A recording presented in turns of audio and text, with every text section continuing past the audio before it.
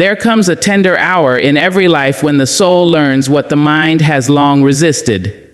That not every heart you touch will stay. Some will linger like sunlight in the curtains of your memory, and others will drift away before the dawn.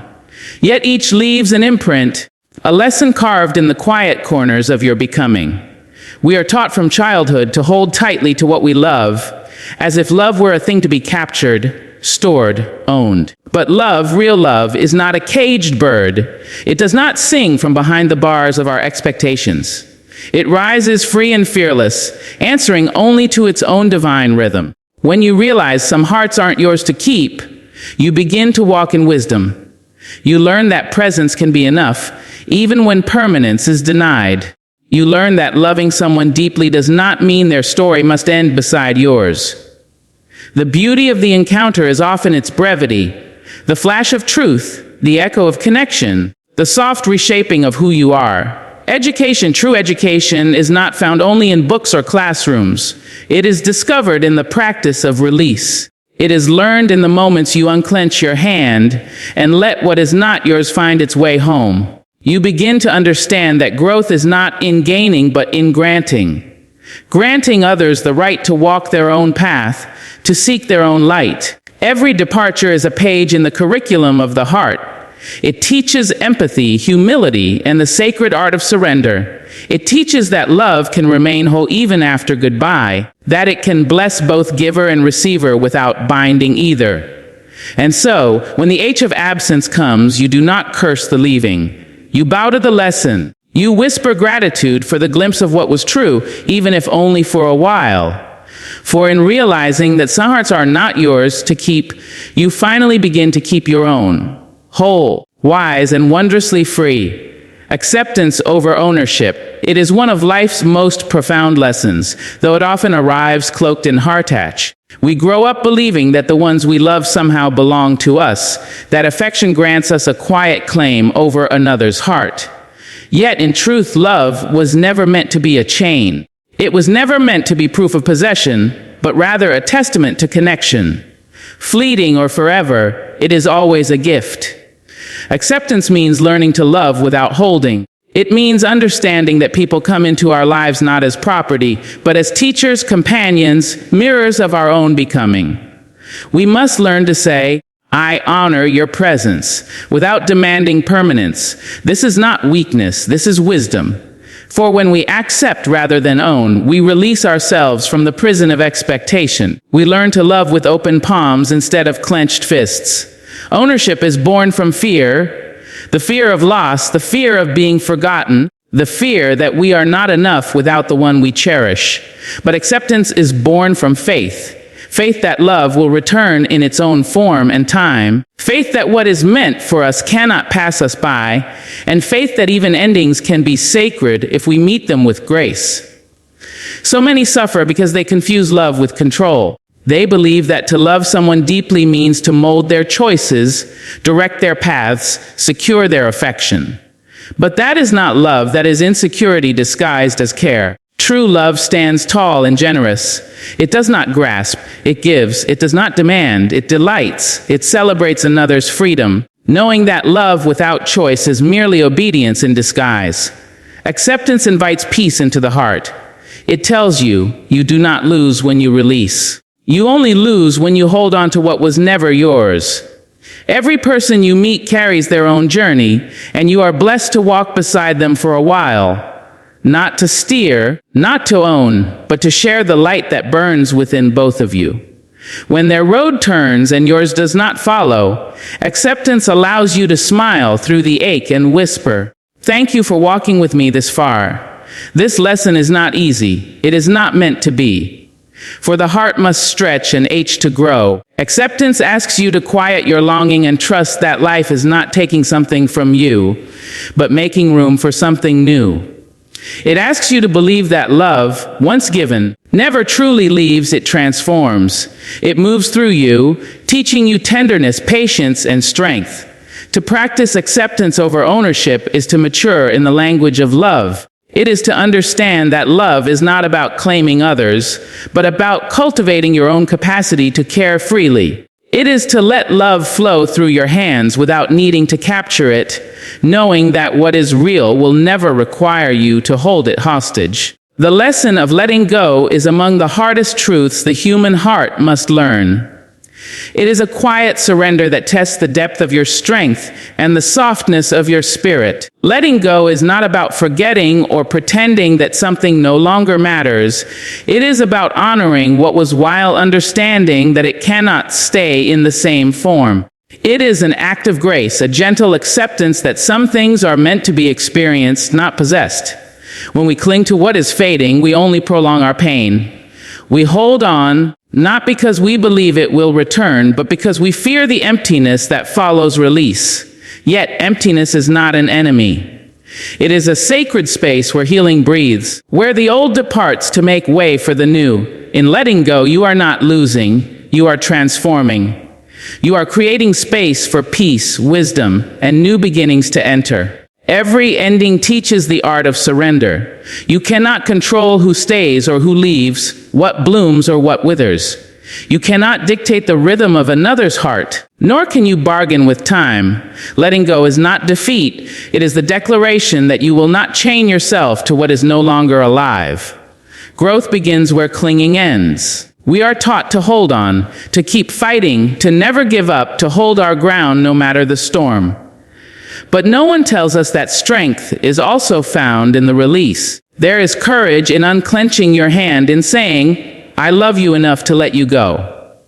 That is a love free from ego, a love that does not demand to own what it cherishes. Letting go is an education in truth. It teaches you that time changes everything, that people evolve, and that seasons of the heart shift just as naturally as the tide. What once fit your life perfectly may someday feel foreign, not because it lost its worth, but because you have both grown in different directions. Holding on past that point is not loyalty, it is self-neglect. When you release, you reclaim yourself. You stop waiting for someone else's choices to define your peace. You begin to trust the flow of life again, believing that every departure carries divine purpose. The lesson of letting go whispers that not everything meant to touch you is meant to stay with you. And that's how the soul learns resilience. This lesson does not come in a single moment.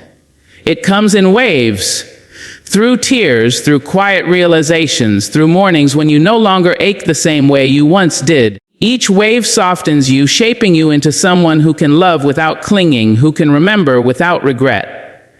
To let go is to choose freedom over fear. It is to honor the beauty of what was without demanding more from it.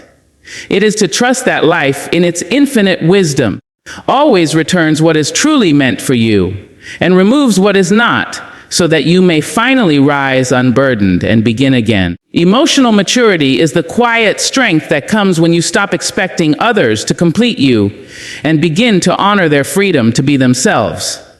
It is the understanding that love, no matter how deep, does not grant ownership over another soul. Emotional maturity allows you to see love as a sacred exchange, not a binding contract. It teaches that connection thrives not through control, but through respect, patience, and compassion for the individuality of the one you cherish.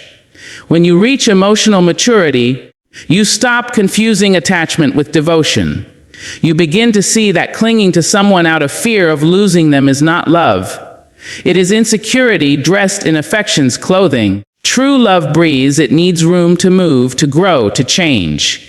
Emotional maturity means you can love someone fully while still allowing them to walk their path, make their choices, and live their truth, even when those truths lead them away from you. It takes courage to love this way. It takes the kind of strength that does not shout, but whispers, I want your happiness, even if I am not the one to give it. That is not weakness. That is emotional wisdom. The ability to separate your needs from someone else's destiny. In a world that glorifies possession and permanence, emotional maturity asks you to practice grace. It tells you that not every story must end in forever to be meaningful. Some souls meet for a season, to teach, to heal, to awaken. And when the lesson is complete, the mature heart does not resist the ending. It bows in gratitude for what was shared. Emotional maturity is not the absence of feeling. It is the mastery of it.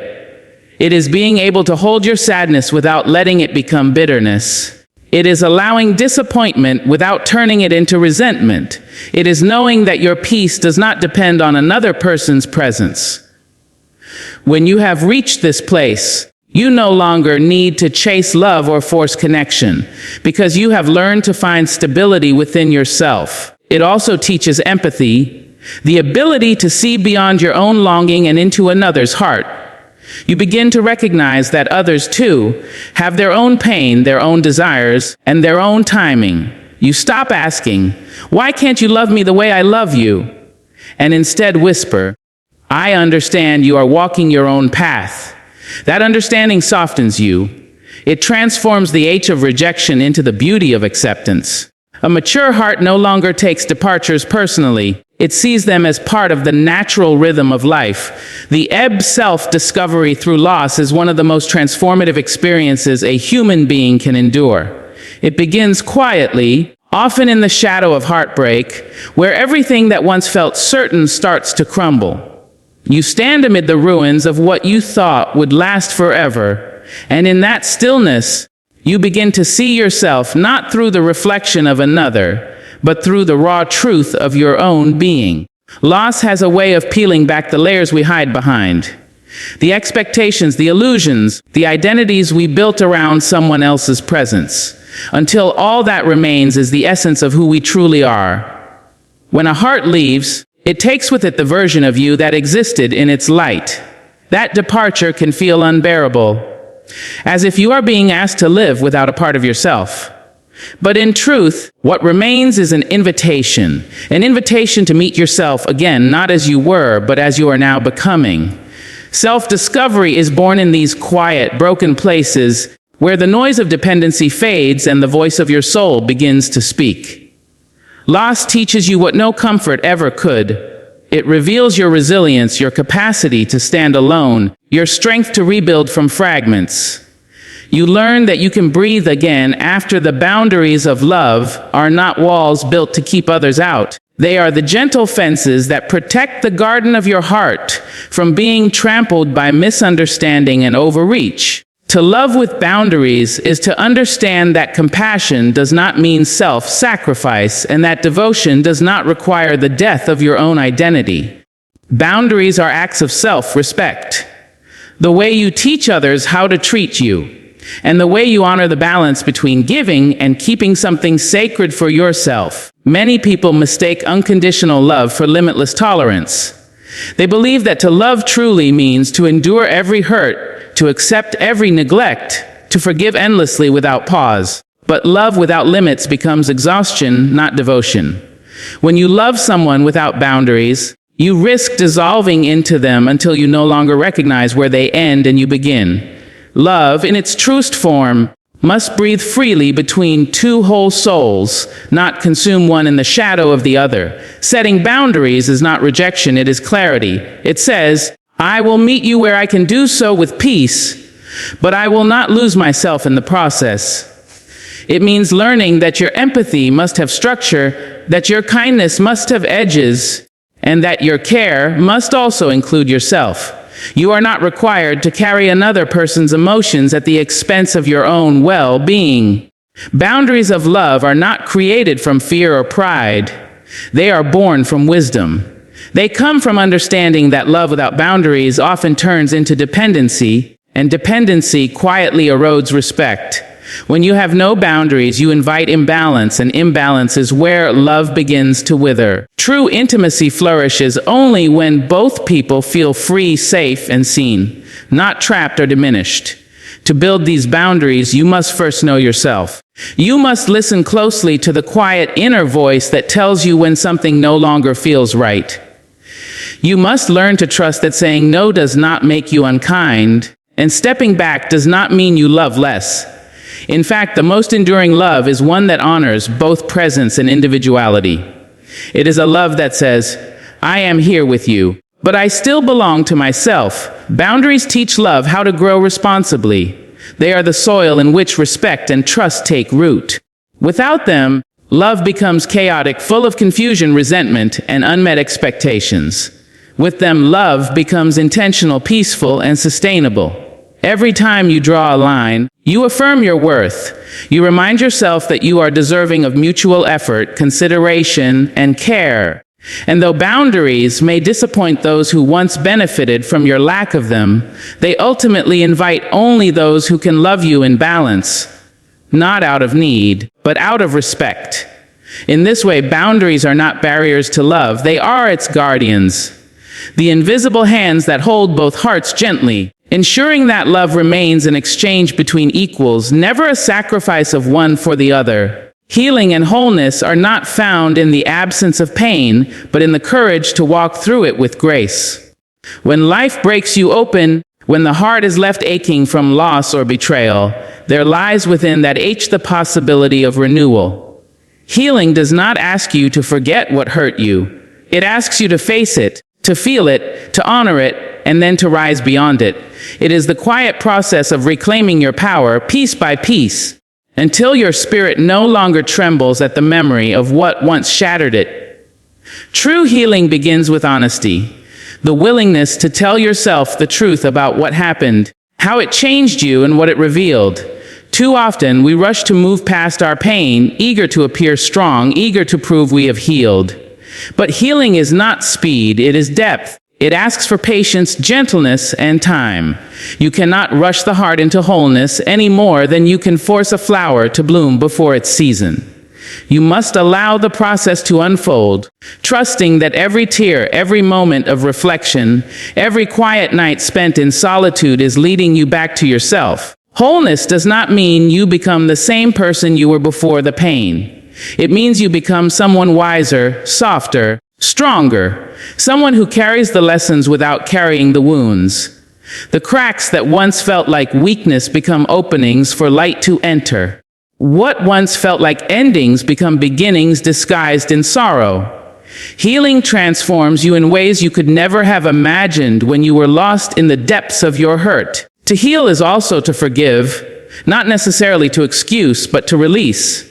Forgiveness is not about saying the hurt was right. It is about freeing yourself from its grip. You cannot heal while still feeding your pain. You cannot move forward while holding onto the past with both hands. Healing asks you to unclench, to let go of the story that keeps you bound, and to trust that you are more than the things that happen to you. In the journey toward wholeness, solitude becomes sacred. It gives you space to listen to the whispers of your soul, to understand what you truly need, and to nurture the parts of you that have long been neglected. You learn to stop seeking validation from others and instead find peace within your own company. You learn to love yourself in the places where others could not. Healing is not linear. There will be days when you feel free and others when the ache returns like an old echo. But even on those days, you are healing because you are aware, because you are choosing to continue, because you are no longer running from your truth. In time, you come to realize that wholeness was never about being unbroken. It was about embracing every scar, every lesson, every transformation, and seeing them not as evidence of damage, but as proof of your survival, your growth, and your endless capacity to begin again. Grace and goodbye is one of the most powerful demonstrations of love and maturity a soul can offer. It is the moment when you choose peace over pride, understanding over anger, and gratitude over resentment. Saying goodbye with grace does not mean the absence of pain. It means you refuse to let pain poison the beauty of what once was. It means you can stand in the final chapter of something meaningful and still whisper, "Thank you for the pages that came before." So often, goodbyes are filled with chaos, with shouting, blame, tears, and the desperate urge to rewrite the ending. We try to hold on to what is slipping away, convinced that letting go means it was all for nothing. But grace teaches otherwise. It reminds us that even endings have purpose, that even departures hold sacred lessons. When you say goodbye with grace, you are not closing a door in bitterness. You are gently releasing what has served its time, trusting that what was shared will remain in spirit even if not in form. Grace and goodbye is not about pretending that everything is fine. It is about acknowledging the ache without letting it harden your heart. It is choosing to leave the story with kindness, to release without revenge, and to wish the other person well, even if their path now leads away from yours. This kind of grace does not come easily. It is born through reflection, through humility, through the deep understanding that love's truest measure is not how long it lasts, but how deeply it transforms you while it's here. When you carry grace into your goodbyes, you protect your peace. You no longer need to win the final word or prove who was right or wrong. You simply bow to the truth that every connection has its season, and some seasons must end so that new ones can begin. You accept that endings are not failures, but transitions, invitations to growth, to self-discovery, and to freedom.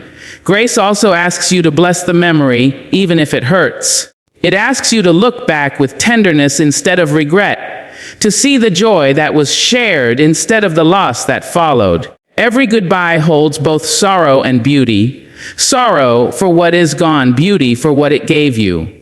Grace allows you to hold both at once without collapsing under the weight of either. In learning to say goodbye with grace, you reclaim your dignity. You honor your emotions without letting them rule you. You understand that love can end without hatred, that departure does not erase value, and that closure does not always come from explanation. Sometimes it simply comes from acceptance. To walk away in grace is to understand that not all goodbyes are defeats. Some are beginnings wearing different clothes.